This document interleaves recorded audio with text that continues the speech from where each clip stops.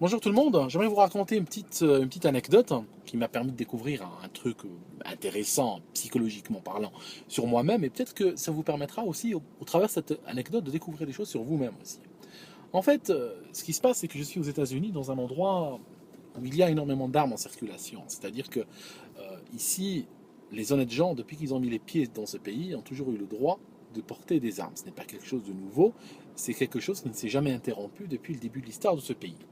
Alors, le contrat, si vous voulez, le contrat social est différent qu'en France. En France, les habitants ne portent pas d'armes et en échange, l'État les protège. Avec les résultats que nous connaissons. Par exemple, un type avec un cutter peut dépouiller un TGV entier. Ici, ça serait un peu plus difficile. Alors, ce qui se passe, pour vous donner un exemple, j'étais dans une armurerie et puis j'avais loué un 45 pour tirer sur des cibles.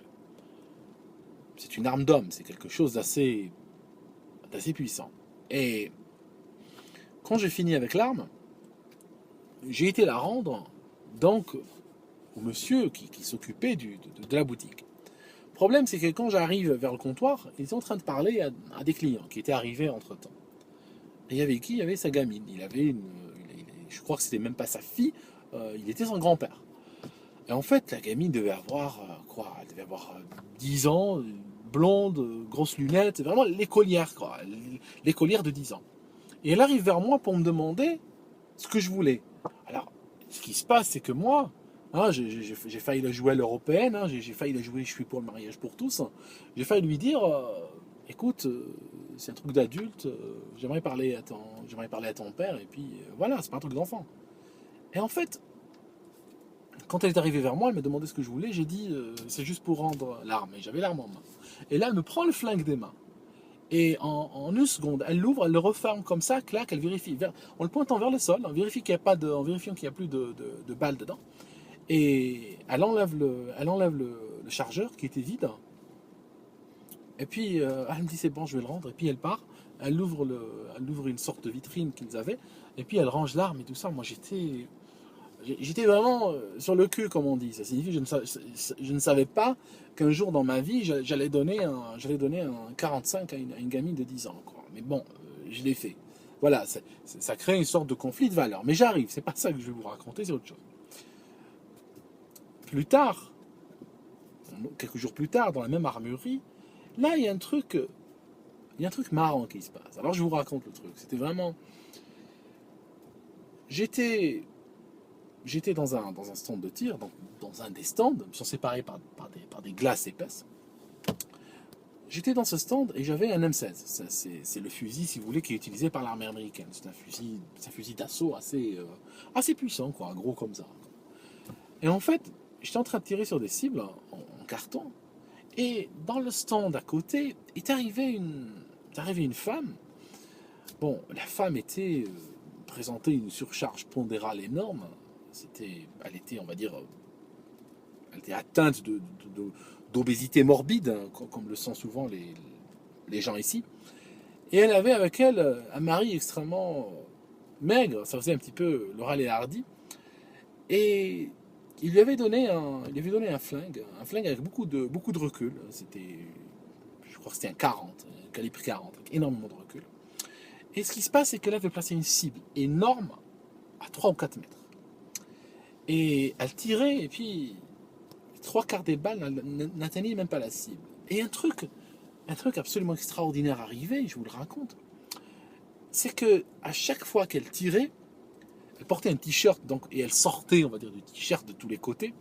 Et ce qui se passe, c'est qu'à chaque fois qu'elle tirait avec le recul du flingue, avec le choc de l'arme sur sa main, eh ben, il y a toute sa chair qui vibrait. Bizarrement, ça partait pratiquement des bras et ça descendait jusqu'aux chevilles. Quoi. Et ça faisait un petit peu bizarre. Alors, moi, je le confesse, hein, je le confesse, le spectacle m'avait un peu amusé. J'ai trouvé qu'il avait une dimension humoristique, c'est tout. Donc qu'est-ce que je fais? J'ai arrêté un peu mon truc et je la regardais. Je la regardais un petit peu du coin de l'œil. J'étais fasciné, quoi. Boum, chaque fois ça tirait, je voyais ce truc qui vibrait comme ça. J'étais fasciné. Ce qui se passe, c'est qu'au bout de, peut-être, je ne sais pas, d'une ou deux minutes de ce manège-là,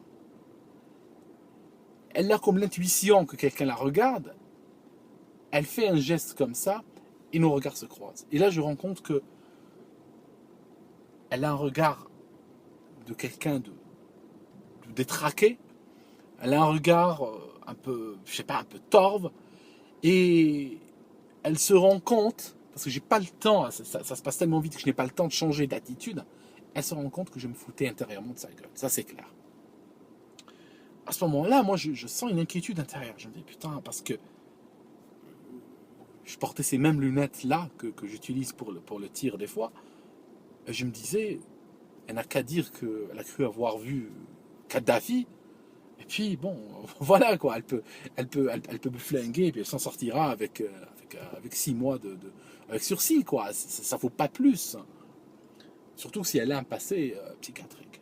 Et j'étais inquiet parce que il n'y a rien de pire de te retrouver dans une armurerie avec des gens armés et puis voir que quelqu'un n'est pas vraiment stable psychologiquement parlant. Ça m'avait inquiété. Et ce qui se passe, c'est que au bout de, je continue donc à tirer sur ma cible, tout en la surveillant un peu du coin de l'œil. Cette fois-ci, je m'amuse plus soudainement.